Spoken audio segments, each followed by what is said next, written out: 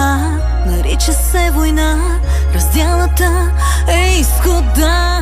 Драги зрители, изключително ми е приятно да ви представя Джорджия, която за пръв път участва в нашето предаване. Здравей, Джорджия! Здравей, на мен много ми е приятно, че съм гост пред тебе.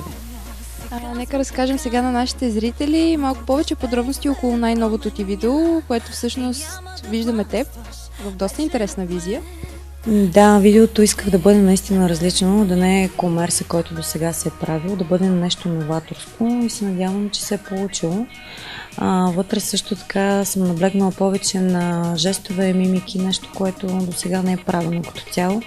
Идеята ми беше, че исках да пресъздам точно чрез да няма история, която да е подредена, именно чрез жестове, мимики, да изразя това, което се пее в самата песен.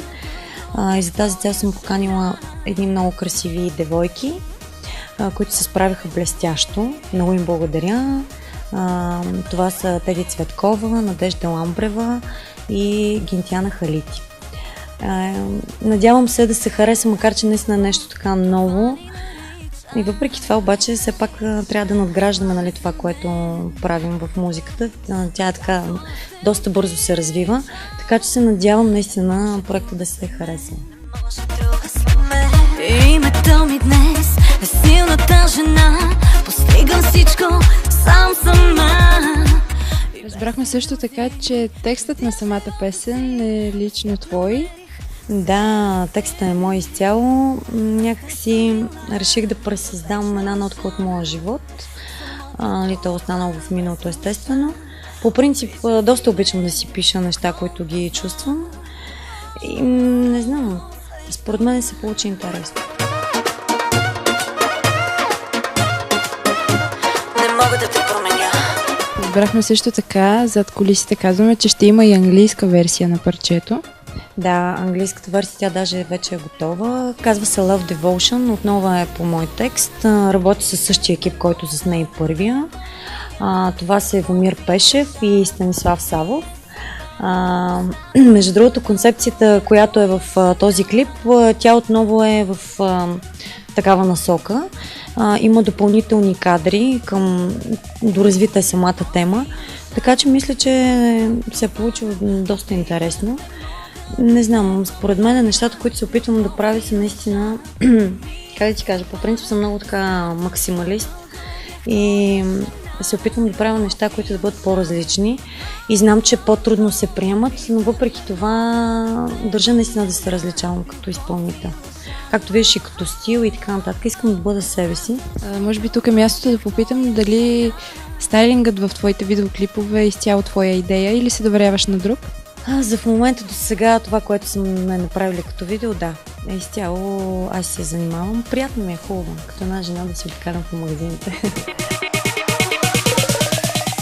Готвиш ли нещо ново?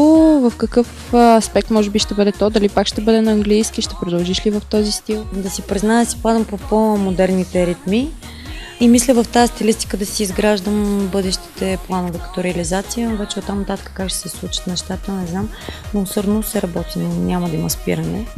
Докато не се получи, докато не ударяме хита. Мислила ли си в друга насока? Вече каза, че обичаш да пазаруваш сама, да изготвяш стайлинга си, може би да се насочиш и към модата, да ги съчетаеш двете неща? Да, това ми е другата страст, между другото. Може би, нека първо да направя това, в което в момента съм се съсредоточила, така емоциите и най-вече труда, пък вече след това, като изграда едно име, може би с това ще почна да се занимавам, но този етап съм съсредоточила усилията само единствено върху музиката като цяло. Твоята дъщеричка харесва ли песните ти? Има ли твоя любима? И моята дъщеричка мисля, че наистина ги харесва и ме разпознава, което за мен е доста хубаво и много се радвам. Вчера даже гледаше новия клип и когато се чух с нея по телефона, тъй като в момента не е при мен, тя ми каза: мамо, току-що гледах Джорджия и аз пеем Джорджия. И аз си казвам: добре, харесваш ли мама как пее? Тя: да, и аз пеем и само с нея си имам една такава комуникация супер сладурска, супер бебешка и даже си мисля да си я заснема в следващото видео. Обаче искам да е нещо много красиво, много различно, защото все пак искам да е нещо много нежно. Каза, че имаш много специална и много съдърска връзка с твоята дъщеря. Значи това, че се справяш доста умело с отглеждането и в същото време се справяш и с ангажиментите си в работа. Трудно ми е, признавам си, наистина ми е трудно. Обаче след като съм се хванала с този вид работа, аз съм си направила една равносметка и преценка, че мога да се справя, каквото и да е. На моменти така ми е доста мъчно, тъй като не мога да отделям изцяло внимание. Но въпреки това, когато е с мен, гледам изцяло да компенсирам отсъствието си. И тя наистина толкова много ме зарежда, че просто аз съм най-щастлива единствено, когато съм с нея. Какво ще пожелаш на твоите фенове в ефира на Фен ТВ? Пожелавам на всички, преди всичко да бъдат много здрави. Това е най-важното нещо, да се забавляват с Фен ТВ, защото това е най-яката телевизия.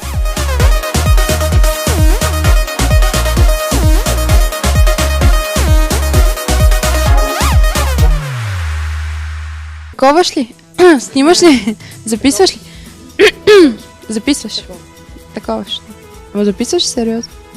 Добре. Какво готвиш за бъдещето? Супер. Така. Как се справиш с отглеждането на дете?